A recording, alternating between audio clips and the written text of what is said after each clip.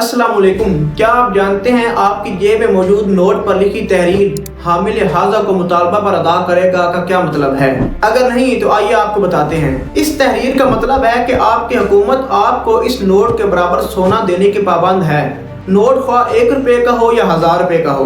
अगर आज ही पाकिस्तान की कुल आबादी स्टेट बैंक को नोट वापस करने चली जाए तो 20% नोट ही कारामद होगी। बाकी 80% नोटों की कीमत रद्दी कागज के बराबर है, क्योंकि बाकी नोटों का सोना मौजूद ही नहीं है। यानी 80% नोटों की कीमत 13 रुपए फी किलो है। दूसरी जंग अजीम के बाद लोग लकड़ी की जगह करेंसी नोट चलाते थे, क्योंकि करेंसी से ज्यादा लकड़ी की कीमत हो गई थी। महंगाई बढ़ने की शरह, जिसे हम आम ज़बान में इन्फ्लेशन भी कहते हैं, इसका कंसेप्ट सिर्फ 100 साल पुराना है। एक मुर्गी की कीमत फिरौन के दौर में 2 दिरहम थी, जो कि 19वीं सदी के आखिर तक भी 2 दिरहम ही रही। अगर हम मौजूदा दौर में ख्याल करें तो आज भी उसकी कीमत 2 दिरहम ही बनती है, यानी 0% इन्फ्लेशन। पिछले 100 सालों के दौरान कागजी करेंसी की कीमत बहुत ज्यादा गिर चुकी है। इन्फ्लेशन दरअसल एक टैक्स है जो अमीर और गरीब बगैर किसी तफरीक के बराबर अदा करते हैं।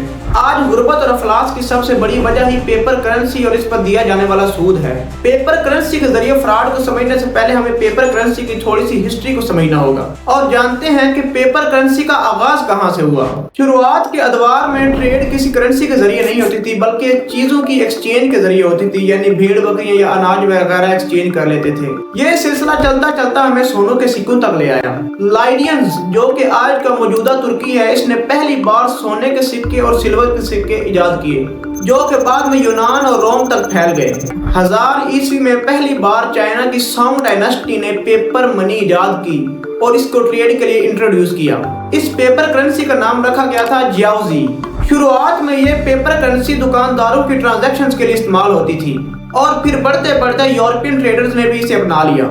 असल में पेपर करेंसी की वैल्यू एक मखसूस सोने की मिकदार के बराबर थी, यानी कि आप पेपर करेंसी देकर उसकी मिकदार के मुताबिक सोना ले सकते थे। लेकिन पेपर करेंसी बाद में इतनी फैल गई कि सोने की ट्रांजैक्शन बिल्कुल ही खत्म हो गई। 1944 में एक एग्रीमेंट हुआ जिसे ब्रेटन वुड एग्रीमेंट कहा जाता है। इसके तहत यूनाइटेड स्टेट डॉलर को ग्लोबल रिजर्व करेंसी कर दिया गया, यानी कि दुनिया की जितनी भी इंटरनेशनल ट्रेड होगी वो USDT में होगी। और फिर इसी कंसेप्ट को बढ़ाते बढ़ाते 1950 में क्रेडिट कार्ड इंट्रोड्यूस हुए।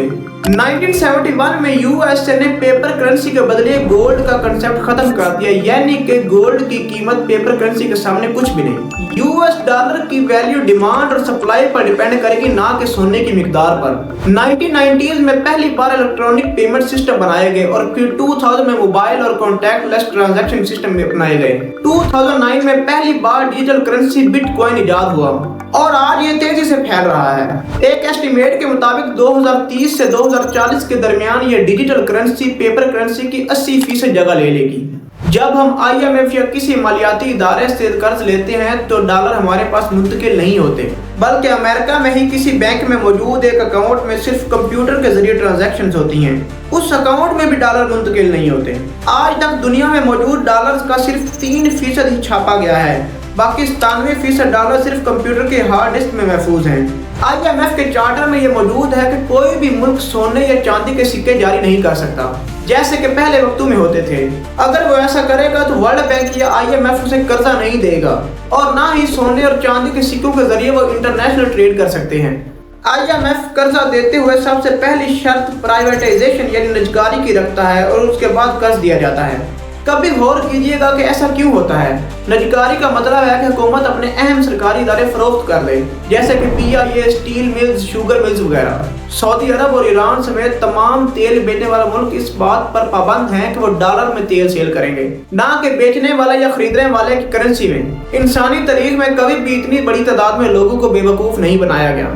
ये पेपर करेंसी इंसानी तारीख का सबसे बड़ा फ्रॉड है। आज गुर्बत, इन्फ्लेशन वगैरह सिर्फ पेपर करेंसी की वजह से है। इस वीडियो बनाने का मकसद ये था कि ताकि हम लोग जान सके कि हमें किस तरह से बेवकूफ बनाया गया और किस तरह पाकिस्तान अपने मनपसंद की ना तिजारत कर सकता है और ना ही कुछ काम कर सकता है। मैं उम्मीद करता हूँ कि आपको आज की मालूमाती वीडियो पसंद आई होगी। अगर आपको ये वीडियो पसंद आई तो लाइक और शेयर कर दें, ताकि आपके जानने वाले भी इस बात से आगाही ले सकें। मिलते हैं नेक्स्ट वीडियो में, तब तक के लिए अल्लाह हाफिज।